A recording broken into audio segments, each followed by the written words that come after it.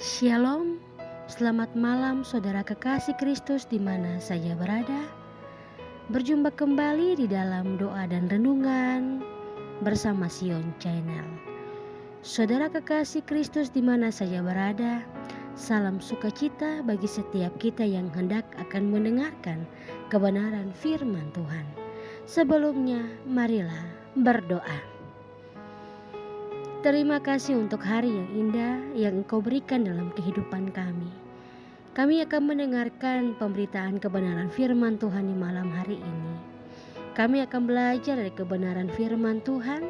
Tuhan tolong kami, Tuhan tuntun kami, supaya ketika kami akan hendak membaca dan merenungkan, kami dapat memahami dalam hidup kami. Berfirman bagi kami siap untuk mendengarkannya. Amin.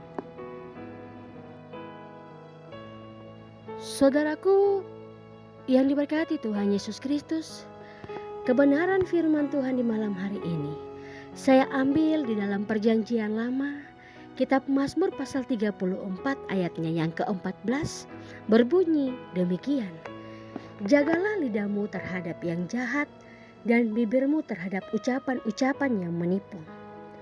Saudara kekasih Kristus, tema bagi kita semua di malam hari ini adalah jangan suka berbohong.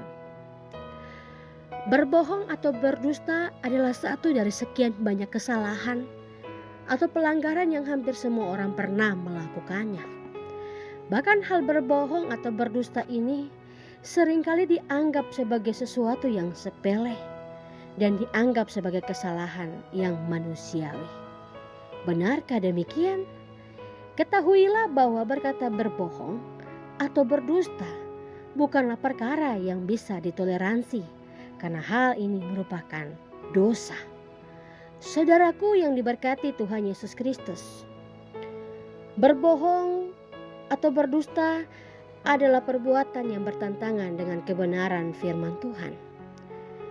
Berbohong atau berdusta adalah salah satu dosa lidah yang sangat berbahaya dan harus dibuang jauh-jauh dari kehidupan setiap orang percaya. Alkitab mencatat bahwa berbohong atau berdusta adalah satu di antara 7 perkara yang sangat dibenci oleh Tuhan.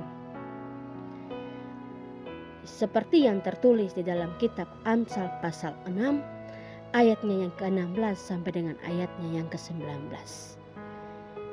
Berbohong atau berdusta sumbernya dari iblis, karena iblis adalah pendusta dan bapa segala dusta. Maka jika ada orang yang suka sekali berbohong atau berdusta, siapakah bapaknya? Bila kita tidak mau disebut sebagai anak-anak iblis, maka kita harus berhenti berkata bohong dan berhenti untuk berdusta.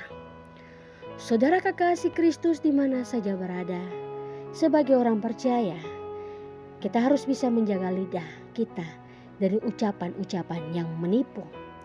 Jika tidak, kita bukan hanya akan menjadi batu sandungan bagi orang lain, tetapi juga kita mempermalukan nama Tuhan.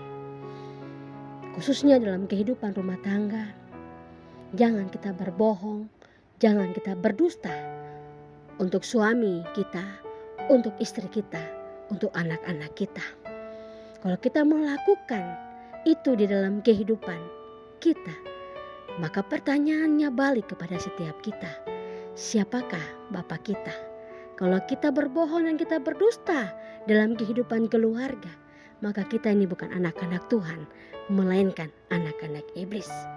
Terlebih-lebih jika kebiasaan berbohong itu dilakukan oleh mereka yang sudah terlibat dalam pelayanan, yang sudah terlibat dalam kegiatan-kegiatan rohani.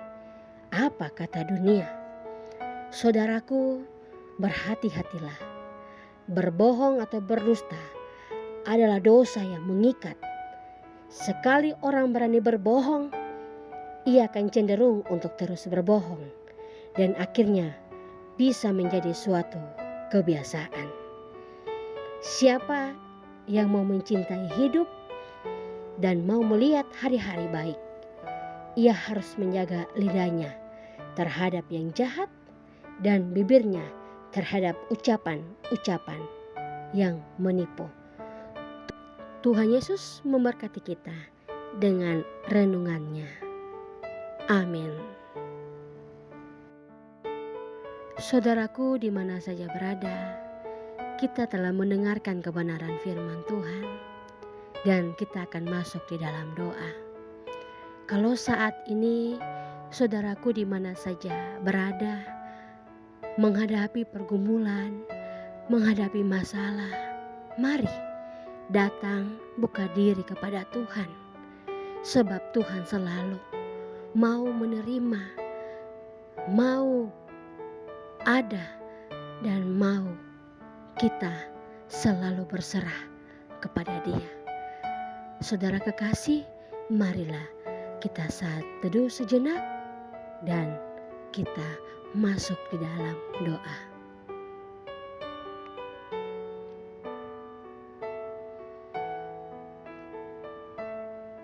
Allah sumber kekuatan dan kehidupan bagi kami. Terima kasih untuk setiap hari, setiap berkat, setiap kehidupan, setiap pergumulan, setiap cobaan, setiap masalah yang kami hadapi. Tetapi Engkau tidak pernah meninggalkan kami.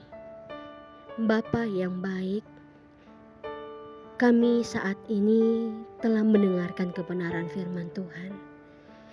Biarlah firman Tuhan ini meneguhkan hati dan kehidupan kami, supaya kami dapat berkarya sesuai dengan apa yang diinginkan Tuhan melalui firman-Nya.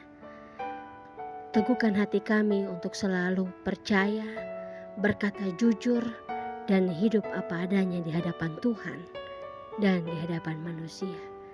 Terima kasih banyak Bapa untuk kebenaran firman Tuhan di malam hari. Terima kasih juga untuk malam ini.